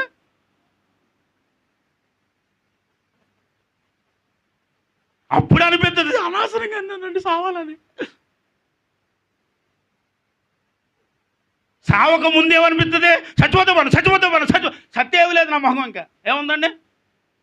కొన్ని రోజులకి నీ పేరు కూడా జ్ఞాపకం ఉండదు ఈ భూమి మీద ఎవ్వరికి. అదేంటండి మరి ఇంతమంది ఉన్నారు, నా బంధువులు ఉన్నారు, స్నేహితులు ఉన్నారు, కట్టుకున్నవాడు కన్నవాడు కడుపు పుట్టిన వాళ్ళు ఉన్నారు కదా, ఇలా మర్చిపోతారు. కొన్ని రోజులకి దండేసేసి ఫోటో పక్కన పెట్టేస్తారు. ఏం చేస్తారండి? అది కూడా ఇల్లు మార్పు చేసేటప్పుడు పెయింట్లు వేస్తారు చూసారా, అప్పుడు కూడా తీసి స్టోర్ రూమ్లో వాడేస్తారు. ఆ రంగులు వేస్తారండి ఇంటికి. ఆ రంగులు వేసేటప్పుడు ఏం చేస్తారు? తీసుకెళ్ళారా స్టోర్ రూమ్లో పెట్టి ఫోటో. అయ్యో వద్దండి మా ఆయన ఫోటో అంటే అలా ఏముండదు నా మొఖం రంగు వేయాలి అక్కడ. వద్దంట పెట్టి రంగు మానేమంట పెట్టి అక్కడ తీసేయాలంతే. తీసి అక్కడ పాడేస్తారు. అప్పుడు కూడా గుర్తులేదు ఇంకా. కాకపోతే దాన్ని మనం పదే పదే తలుచుకునేది ఏదైనా దేవుని స్మరించాం. సూత్రం నాయన ప్రభు నీకు వందనాలను నాశనం నా కుటుంబం దీవించాను అనమంటే ఏమంటా? చచ్చిపోతే బాధ కట్టం ఏటి పేదరకం. సత్యం ఏమీ లేదు. ఈ బ్రతుకు చాలా విలువైన బ్రతుకు అండి. అది ఎలాంటిది? బ్రతుకు చాలా విలువైనది. దేవుడు నిన్ను బ్రతకమని భూమి మీద ఉంచాడు. ఎప్పటి వరకు బ్రతకాలి ప్రభా అంటే, ఈ ప్రయాణం కొద్ది రోజులు చేయవో, నీకు సిరాకు అనిపించినప్పుడు నేనే తీసుకెళ్తానులే అన్నాడు ఆయన. ప్రతిరోజు సిరాకే నీ జీవితంలో చెప్పాలి. ప్రతిరోజు ఈరోజు ఆనందంగా ఉన్నానండి అన్న రోజేది, ఈరోజు హ్యాపీగా ఉన్నానండి అన్న రోజేది. ఒక్కరోజు హ్యాపీగా ఉన్నానంటే వారం రోజులు, ఒకరోజు హ్యాపీగా ఉన్నాం చాలా ఆనందపడ్డాం, మళ్ళీ వారం రోజులు ఇంకేమి లేదు, ఇంకా వెనక్కి తిరిగి వస్తా. కానీ ఈ విలువైన జీవితంలో ఉండాల్సింది ఏంటి చెప్పండి? ఈ జీవితము చాలా విలువైనది అన్నాడు దేవుడు. ఈ ప్రాణం, ఈ శరీరము, ఈ దేహం, ఈ ఆత్మ అన్నీ ఎవరి అంటే ప్రభుదే. అసలు నీకు ఏమి లేనేలేదు ఈ భూమి మీద. నీ శరీరం నీది కాదు, నీ ఆత్మ నీది కాదు, నీ బలం నీది కాదు, నీ అందం నీది కాదు. దాన్ని ఏం చేస్తాం? ఏమి నీది కాదండి. ఇదేంటండి ఇది నాది కాకపోతే అంటే? ఇది దేవుని చేతుల మీదుగా తయారు చేయబడిన స్వరూపం అండి అది. కాబట్టి దీని మీద అర్హత, హక్కు అన్నీ ఎవరికి ఉన్నాయి? రైట్స్ అంతా. ఇప్పుడు చెప్పండి, నిన్ను సంపాలో, నిన్ను తీసుకెళ్ళాలో, నేను ఎక్కడ పెట్టాలో ఎవరికి తెలుసు? కానీ మన నిర్ణయాలన్నీ ఎవరయ్యా? నిర్ణయాలన్నీ మనయా. నీకు కావాలంటే చచ్చిపోవాలండి అంతే. నాకు ఇది కావాలంటే వచ్చానండి అంతే. అప్పుడు ఇది రాబాయ్ బాబు, నేను చిన్నప్పటి నుంచి అలా లేనండి. చిన్నప్పటి నుంచి ఎక్కడ పెరిగాను నేను డబ్బులో పెరిగానండి. మహాతల్లు డబ్బులో పెరిగేశారు. ఇప్పుడు కట్టుకున్న తర్వాత మొగుడిని బట్టి వాళ్ళకి పేదరికం వచ్చేసిందంట. ఈయనేమంటారంటే అలా కట్టుకున్నాకనే వచ్చింది దరిద్రం ఎలా అంటారు ఒక్కోసారి. ఎవరి మాట ఏందాం? ఇప్పుడు తీర్పు ఎవరు తీర్చాలి? ఇప్పుడు అక్కడ ఆయన తీరుతాడులే, ఇక్కడ మనకెందుకో చెప్పాలండి. అసలు ఇదంతా ఎక్కడి నుంచి వచ్చిందంటే, నీ దేహము నీది కాదు, నీ ఆత్మ నీది కాదు, నీ రక్తము నీది కాదు, నీ ఎముకలు నీవి కాదు, అసలు నువ్వే నీది కాదు. ఇదంతా ఆయనదే. ఈ భూమి మీద ఉన్నని చెప్పు చక్కగా ఆయన ఏం చేస్తున్నాడు చెప్పాలి. నువ్వు ప్రయాణం చేస్తున్నావు. ఈ ప్రయాణం అంతా కూడా ప్రభు కొరకు పని చేస్తే గంపలో ఉంటావు. నీ కొరకు, నీ శరీరం కొరకు, నీ సుఖాల కొరకు, నీ సంతోషాల కొరకు, నీ ఆనందాల కొరకు, నీకు కావలసిన వస్తువుల కొరకు పనిచేస్తావు అనుకో, ఎక్కడ వేస్తాడండి? తీసుకొచ్చి గొట్టు మీద పెడతాడు, పక్కన పెడతాడు. బాబు నీకు దండం పెడతాను బాబు, నన్ను ఏరద్దు బాబు, నన్ను అందరేసే బాబు, నాకు దండం పెడతాను బాబు అంటాం. అక్కడ బతిమాలేసుకుంటాం, టక టక టక టక కొట్టేసుకుంటాం. ఎవరినే ఎంచేటప్పుడు అండి, ఎంచేటప్పుడు ఏమంటో తెలుసా? బాబు నీకు దండం పెడతాను బాబు, నన్ను ఎక్కడయ్యే వేసేవాడిని అనుకుంటే సుఖం ఉందండి, ఇంకేమి లేదు బాబు, నా చేతులు ఏమి లేదండి, నాది ఓన్లీ ఏరటం వరకే, ఎంచడం వరకే అంటాడు. మరి ఎక్కడుందో చెప్పబోయా? మరి భూమి మీద బతుకున్నాను చెప్పాడు కదా, పాటగారు చెప్పాడా లేదా? అక్కడే ఉంది. అర్రే అక్కడుందా? నాకు తెలియలేదు. నాకు తెలియక ఏం చేశాను? నచ్చినట్టు బ్రతికేశానండి, నచ్చినట్టు జీవించేశానండి, కావాల్సినట్టు బ్రతికేశానండి. అక్కడుందని తెలియలేదండి అని మీరు రేపు పొద్దున అనకుండా ఉండడానికే తెలియజేస్తున్నామండి. స్తోత్రం చెప్దామా? హల్లెలూయా. రేపొద్దున మీరు ఇలాంటి మాటలు మీ నోట నుండి రాకున్నట్టుగా, ఆ రోజు ఆ దైవజనుడు బోధించే బోధకు సరిపడగా నేను బ్రతకాను కాబట్టి ఈరోజు ఎంచేటప్పుడు నన్ను గంపలో వేయబడిన చేపక బతక చపలకొట. ఆ రోజు అలా బ్రతికాను కాబట్టి ఆ రోజు వైరాగ్యంగా జీవించిన, ఆకలేసిన బ్రతికాను, దాహం వేసిన బ్రతికాను, డబ్బు లేకపోయిన బ్రతికాను, పాపానికి చోటు ఇవ్వలేదు, వ్యతిరేక స్థలంలోకి పోలేదు, పనికి ఇది శాపమనబడిన స్థలంలో నేను బ్రతకకుండా బ్రతికాను. అసలు వెళ్ళలేదు శాపం అనే స్థలం వైపుకి, అలా బ్రతికాను. కాబట్టి ఈరోజు ఎంచబడేటప్పుడు నిన్ను తీసుకెళ్ళి గంపలా వేసేటప్పుడు ఏమనిపిస్తుంది? అనిపిస్తుంది లేదండి? చెప్పాలి. కానీ ఏరేటప్పుడు మనకు కూడా ఒక డౌట్ ఉంటుంది. అక్కడ ఏమని? నన్ను గంపలెత్తడు బయటెత్తాడు, గంపలెత్తడు బయటెత్తాడు, గంపలెత్తడు బయటెత్తాడు, గంపలెత్తడు బయటెత్తాడు, గంపలెత్తడు బయటెత్తాడు, గంపలెత్తడు బయటెత్తాడు, గంపలెత్తడు బయటెత్తాడు, గంపలెత్తడు బయటెత్తాడు, గంపలెత్తడు బయటెత్తాడు, గంపలెత్తడు బయటెత్తాడు, లోపల వేసిన తర్వాత ఏమనిపిస్తుందండి? గంపలో వేస్తే అమ్మాయి అనిపిస్తుంది, గంప బయట వేస్తే. ఆదాము గారు ప్రార్థన చేయడు రాదని బాప్తీసం పొందదని అనొద్దండి బాబు. గంపలో వేసే చేపగా ఉండాలి. దేవునికి స్తోత్రం, హల్లెలూయా చెప్పాలి. ఎక్కడ ఉండాలి? గంపలో వేయబడిన చేపగా బ్రతకాలి. బ్రతకాలంటే ఎక్కడ నిర్ణయం ఉంది ఇప్పుడు మీకు? చెప్పండి అందరూ. దేవుని సన్నిధిలో దేవుని వాక్యమును ఆహ్వానిస్తున్నప్పుడే. ఆమేన్, హల్లెలూయా. దీనిని చక్కగా నువ్వు ఆహ్వానిస్తూ దానికి తగినట్టుగా నువ్వు బ్రతికితే, దానికి తగినట్టుగా నువ్వు బ్రతికితే చెప్పండి, దేవుడు నిన్ను ఆ దూత నిన్ను తీసుకొచ్చి గంపలేస్తుంది. అప్పుడు అనిపిస్తుంది మనకి, అమ్మయ్య. ఏమనిపిస్తుందమ్మా? చెప్పమ్మా. గంపలైతే ఏమనిపిస్తుంది నీకు? అమ్మాయి అనిపిస్తుందా? అయ్యి బాబు నన్ను గంపలో చేశాడు బాబా అంటావా? వెయ్యపోతే అంటాం కదా, ఎత్తి ఎందుకు అంటాం? అమ్మా అమ్మయ్య నన్ను ఎక్కడేసాడు? గంప బయట వేసేసాడు అనుకో. ఎంత బాధో తెలుసమ్మా. మరొకసారి ఏరటానికి కేటాయించడానికి ఏం లేదు కదండి. సర్లే ఏదో అయిపోతే అయిపోయింది, మళ్ళీ ఏం చేయాలి? ఈ గంప బయట పాడేసి మళ్ళీ అలాగే నీటిలో పాడేస్తాడండి. రెండోసారి వల్ల అవుతాడు అనుకోనికి అవకాశం లేదు అక్కడ. ఇంక రెండోసారి వల్లాగేది ఏమీ లేదు. వల్ల అయితే మళ్ళీ నువ్వు పడతావని తెలుసా, పక్కన వేసాడు అన్నాడు. మళ్ళీ తిరిగి ఎట్లో, లేకపోతే కాలంలో, లేకపోతే సముద్రంలో నేను కలపలా. ఎందుకని? మళ్ళీ వలవెత్తు, మళ్ళీ వస్తావు నువ్వు. రావటానికి వీల్లేదు కాబట్టి ఎక్కడ వేసాడంట? బయట వేసాడు. పోను మళ్ళీ తిరిగి అందులో వేసునా మళ్ళీ మనం ఏం చేద్దాం చెప్పాలండి? మళ్ళీ తిరిగి అందులో వేసి ఉంటే క్షమాపణని అడుక్కుందాం కదండి. ఇంకా అవకాశం లేదు కదా మనకి. క్షమాపణ పొందే దినము దాటిపోతున్నాం. క్షమాపణ పొందవలసిన సమయమును దాటిపోతున్నాం. క్షమాపణ పొందవలసిన ఆ దినము దాటిపోతున్నాం. కాబట్టి వాక్యం అంటుంది, దినములు చెడ్డవి కాబట్టి సమయముని ఏమాత్రం పోనేవద్దు, వాటిని సద్వినియోగం చేయటం అంటే ఇక్కడ ఉండి వాక్యం వింటున్న మీరే. ఆమేన్, హల్లెలూయా. సమయమునకు దేవుడి వాక్యమును విని వాక్యానుసారముగా బ్రతుకు వారి కొరకు అంటున్నాడు. Very good. వినకుండా వాక్యానుసారంగా బ్రతకని వారే కదా కేటాయించేది. నీకు నాకెందుకు భయం? వాక్యం వినట్లేదా? వాక్యం విని ఒకవేళ వాక్యానుసారంగా జీవించట్లేదా? వాక్యం విని వాక్యానికి భయపడట్లేదా? వాక్యం అంటే భయం లేకుండా ఒకవేళ బ్రతుకుతున్నామా? ఒకవేళ ఇవి మన జీవితంలో ఉంటే భయపడాలి. ఏది మన జీవితం అండి? వాక్యాన్ని విని కానీ వాక్యానుసారంగా జీవించకపోయినా, వాక్యానుసారంగా బ్రతకకపోయినా నీలో ఏముండాలి? భయం ఉండాలి. ఎందుకు భయం? అమ్మో ఒక దినం వస్తుంది, అది యుగ సమాప్తం అంట. దేవుని దూతల వల వేయబడుతుందంట. ఆ వలలో లాగబడుతుందంట. లాగబడేటప్పుడు యథార్థమైన వాటిని మాత్రమే ఆ గంపలో వేయబడుతుందంట. దుష్టులు మాత్రం కేటాయింపబడతారంట. వారు వెళ్ళే స్థలము భయంకరమంట. ఒకవేళ నీవు ఇలా ఆలోచన చేయగలిగితే, ఇలా నువ్వు ఆలోచించగలిగితే, ఎందుకంటే యుగ సమాప్తమందు జరగబోతున్న వాటిని మరుగు చేయక దేవుడు నీకు నాకు చెప్తున్నాడు. ఆమేన్ చెప్పాలి. ఇవి దానియేలుకు కూడా తెలుసు. ఇవి దానియేలుకు తెలిసినప్పటికీ దానియేలు మరుగు చేయబడలేదు. దానియేలు నేను చెప్పే వరకు అలా ఉంచన్నాడు. దానియేలు మరుగు చేశాడు. యోహానుతో మాత్రమే మనకు బయలుపరిచి వాటిని ప్రకటించుటకు ఆయనకు అధికారం ఇచ్చాడు. ప్రకటించిన వాటిని వింటున్నాం. మరుగు చేయబడలేదు. ఈరోజు పరలోకం కొరకు. పరలోకం వెళ్ళే వ్యక్తి ఎలాగ ఉండాలో, వెళ్ళని వ్యక్తి ఎలా ఉంటాడో, వెళితే ఏముందో, వెళ్ళకపోతే ఏముందో ఈరోజు మరుగు చేయబడకుండా దేవుడు మనకు తేటగా చూపిస్తూ ఉన్నాడు. మరి చూస్తున్నాం, బ్రతికుండగానే ఈ భూమి మీద ఉండగానే చూస్తున్నాం, వాక్యాన్ని వింటూ చూస్తున్నాం, వాక్యాన్ని చదువుతూ చూస్తున్నాం. కాబట్టి భయపడి బ్రతకాలి.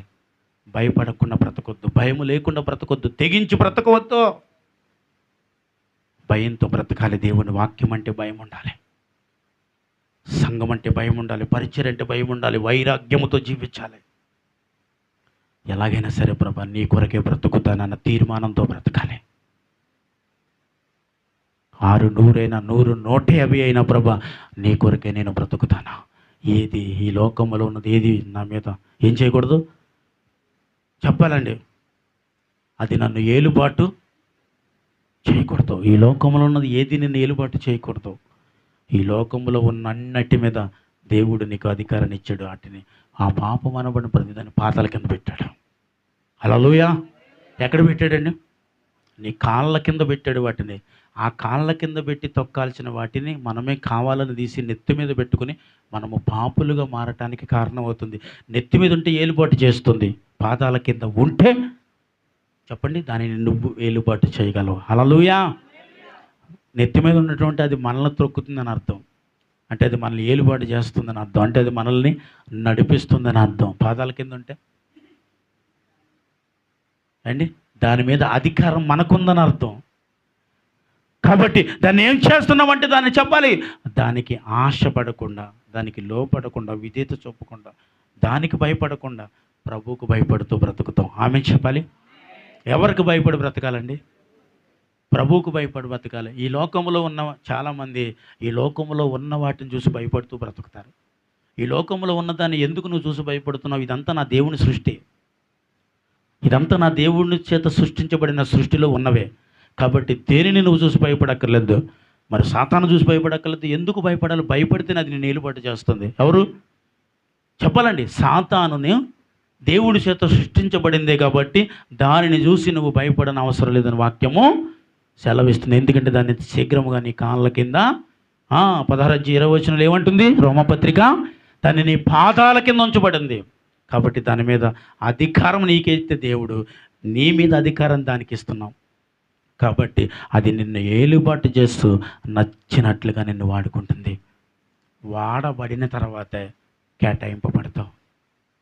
దేవుని చేత వాడబడటం, అపవాది చేత వాడబడటం, రెండు ఏమున్నాయి మన దగ్గర? మన ఎదుటి ఎన్నున్నాయి చెప్పండి? 2 ఆప్షన్స్ ఉన్నాయి. ఒక ఆప్షన్స్ దేవునితో వాడబడటం, రెండోది సాతానుతో వాడబడటం. ఏది కావాలా? వద్దా? సాతానుతో వద్దా అండి? అదేటండి. అయితే సాతానుతో వద్దంటే ఏం చేయాలి చెప్పనా? ఏమండి? దేవుని యందు భయభక్తులు కలిగి ఈ లోకంలో ఉన్న భౌతికమైన ఆశలన్నీ విడిచి బ్రతకాలి. మరి ఇవన్నీ విడిచిపడి బ్రతికితే దేవుడికి భయపడి బ్రతికినట్టు, ఇవన్నీ ఆహ్వానించి బ్రతికితే సాతానికి భయపడినట్టు. ఎందుకంటే నువ్వు చేయకపోతే చంపేస్తా, నువ్వు పాపం చేయకపోతే చంపేస్తా, తప్పు చేయకపోతే చంపేస్తా, అబద్ధం ఆడకపోతే చంపేస్తా, నీకు కోపం రాకపోతే చంపేస్తా, నువ్వు త్రాగకపోతే చంపేస్తా, నువ్వు వ్యభిచారం చేయకపోతే చంపేస్తా అంటుంది. అది బాబు నన్ను ఏం సంపొద్దని దానికి లోబడుతున్నాం మనం. కాబట్టి నువ్వు భయపడవలసింది ఎవరు? దేవునికి భయపడు. ఆయన ఏం చేస్తానన్నాడు నిన్ను? ఇవన్నీనేమో ఇవన్నీ చేయకపోతే చంపేస్తాను అంటుంది. ఈయన ఏమంటున్నాడు? నువ్వు చచ్చిపోతే నా దగ్గరికి వస్తావు అంటున్నాడు. స్తోత్రం చెప్పాలి. హల్లెలూయా. నువ్వు చచ్చిపోతే నాతో ఉంటావు అంటున్నాడు ఆయన. అంతే, నీతిగా బ్రతుకు, నువ్వు చచ్చిపోతే నాతో ఉంది. కానీ ఇదేమంటుందో తెలుసా? ఇవన్నీ చేస్తే నాతో ఉంటావు.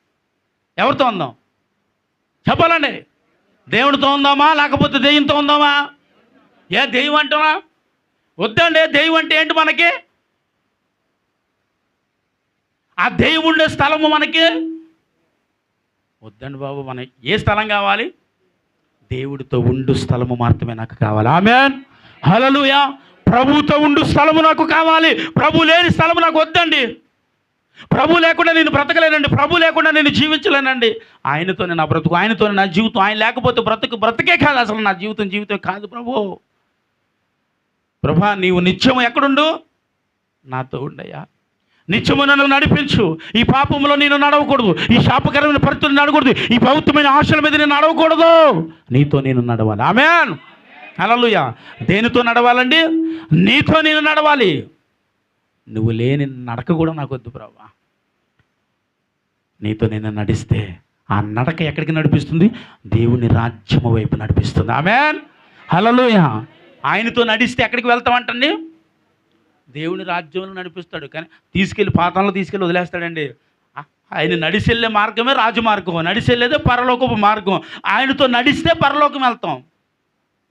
ఆయన నడిచి వెళ్ళేటప్పుడు పక్కలో త్రావు విడిచిపెట్టామనుకోండి, చెప్పాలి చెప్పరేమమ్మా. ఇప్పుడు మనం విజయవాడ పోవాలి. విజయవాడ వెళ్ళేటప్పుడు ఎలా వెళ్తాం? ఏలూరులో బస్సు ఎక్కి గుడివాడ వెళ్ళే బస్సు ఎక్కితే జంక్షన్ నుంచి లెఫ్ట్ తీసేసుకుని గుడివాడ వెళ్ళిపోయిన తర్వాత గుడివాడ బస్ స్టాండ్లో దిగి ఏంటంటే ఎక్కడికి వచ్చాను, ఏంటిదే ఇది గుడివాడ అండి, గుడివాడ దిగాల అంటాడు. అయ్యి బాబు ఇదేంటి రాకుండా స్టేషన్కి వచ్చాను. మరలా అవసరమైతే నీకు గుడివాడలో బస్సు ఎక్కి విజయవాడ వెళ్ళడానికి అవకాశము ఇక్కడ అవకాశం లేదని చెప్పడానికి అనమాట. దేవుడికి స్తోత్రం, హల్లెలూయా. ఇప్పుడు మళ్ళీ గుడివాడలో ఎక్కుతావు, పోతే బాగానండి, డబ్బులే కదా పోతే. గుడివాడలో నేనేం చేయను, ఎక్కడికి వెళ్ళాలి, నువ్వు విజయవాడ వెళ్ళాలి. కాబట్టి విజయవాడ వెళ్ళే బస్సు, కాబట్టి మనం పరలోకం వెళ్ళే బస్సు, 2 బస్సులు ఉన్నాయండి. ఏ బస్సు ఎక్కుదాం?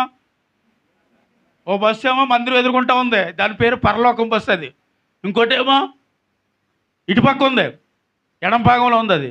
అది ఎక్కడికి వెళ్తే పాతలో వెళ్తే దాని మీద కూర్చున్న యములలో బస్సు కనబడుతుంది చూడండి. అదిగో 2 బస్సులు, పరలోకం వెళ్ళే బస్సు ఒకటి ఉంది. ఏ బస్సు ఎక్కుదాం ఇప్పుడు?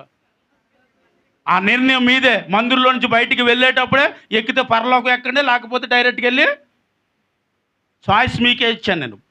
కాబట్టి లేదండి పరలోకం వెళ్ళే బస్సు ఎక్కుతానంటే డైరెక్ట్గా వెళ్ళి, దానికి అర్థం ఏంటంటే వాక్యానుసారంగా ఈ లోకంలో అడుగుపెట్టి, అంటే మందిరంలో నుంచి బయటికి అడుగుపెట్టినది మళ్ళీ మనం బ్రతికే వరకు, లేకపోతే మళ్ళీ వచ్చే వరకు, లేకపోతే మళ్ళీ వచ్చే సంవత్సరం వరకు, మళ్ళీ వచ్చే నెల వరకు, ఎప్పుడు చూసినా మందిరంలో ఇప్పుడు నువ్వు ఎలాంటి నిర్ణయంతో తీర్మానంతో ఉన్నావో అదే తీర్మానం మళ్ళీ వచ్చి వెళ్తున్నా అదే తీర్మానం నీలో ఉంటే పరలోకం వెళ్ళే బస్సులో నువ్వు ఉన్నట్టు.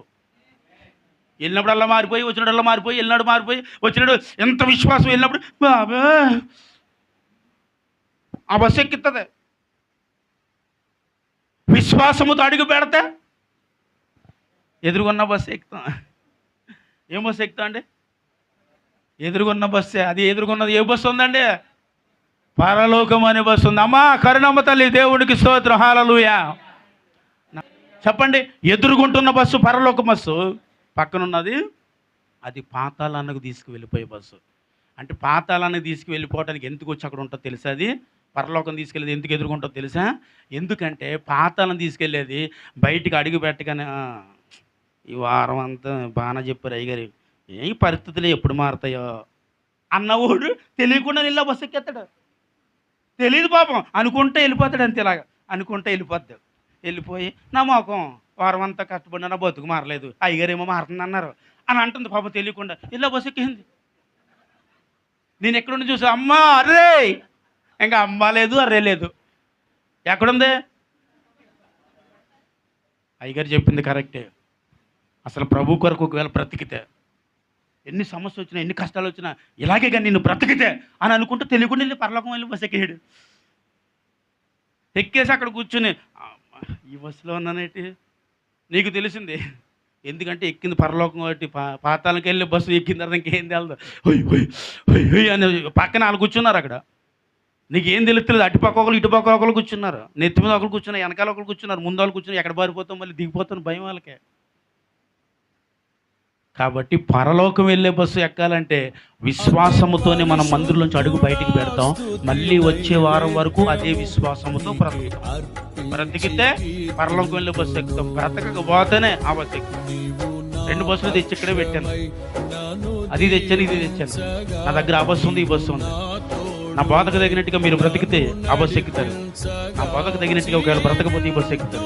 ఏ బస్సు ఎక్కాలో నిర్ణయించుకుని మోకరించండి. కొద్ది మాటలు నా ప్రభు దీవించి ఆశీర్వదించను గాక. 4వ భాగం ఉంది, వచ్చే వారం విందాం.